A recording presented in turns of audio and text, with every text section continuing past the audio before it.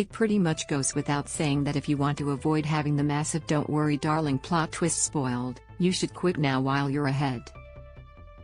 But if you've already seen the bonkers-ass movie or don't plan on seeing it ever but want to know how it turned out, then read on, love.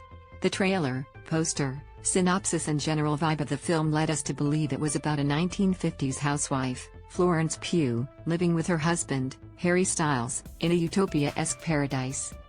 There are hints of the fact that things aren't quite as they seem, particularly in the moments of the trailer where Harry's character loses his shit. So it didn't take a super sleuth to figure out that there'd be some kind of wild plot twist at the end. Velp. It turned out that the whole thing was a simulation and some of the residents were dragged in against their will while others, including Harry and Olivia Wilde's characters, were willing participants. Honestly, I could have guessed that the whole thing was a simulation. That's hardly a new concept in film or IRL. There are plenty of conspiracy theorists that believe we're living in a simulation. Legit, go look it up. But what really struck me to my core was when the motivation behind the Fangle experiment is revealed. In present-day outside simulation, Chris Pine's maniacal character has convinced scores of incels to partake in the experiment where they're treated like kings and their partners are forced to live the life of a 1950s housewife, cooking, cleaning and serving their husbands. He's brainwashed these men using a podcast where he explains how men have been robbed of their power in society. In most cases, the incels have dragged their partner into the simulation against their will, and it's even insinuated that some men have abducted women they didn't even have a relationship with to be with them.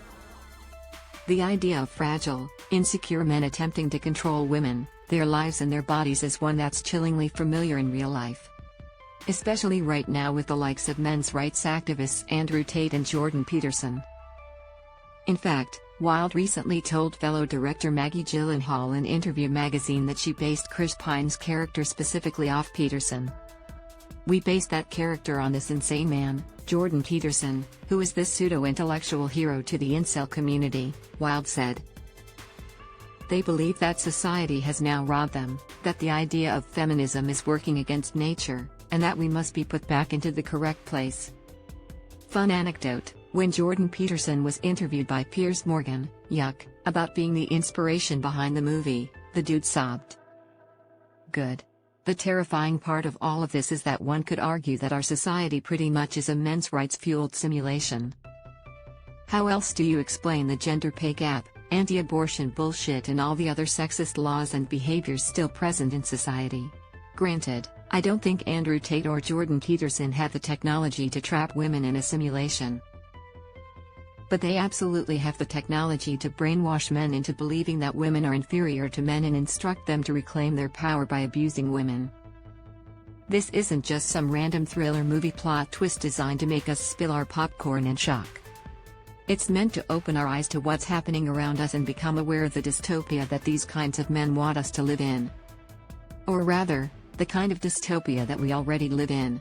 And casting men as charming and charismatic as Harry Styles and Chris Pine in these roles is meant to show us that even men who seem unproblematic could have sinister agendas. It really is a shame that the movie became so marred by the behind-the-scenes drama because it was a brilliantly executed film. But I implore you to separate the movie itself from the IRL tensions.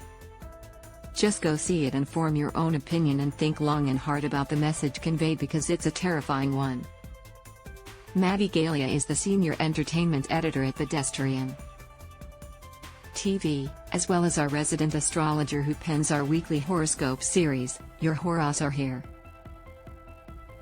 He also tweets about pop culture and astrology and posts spicy content on Instagram.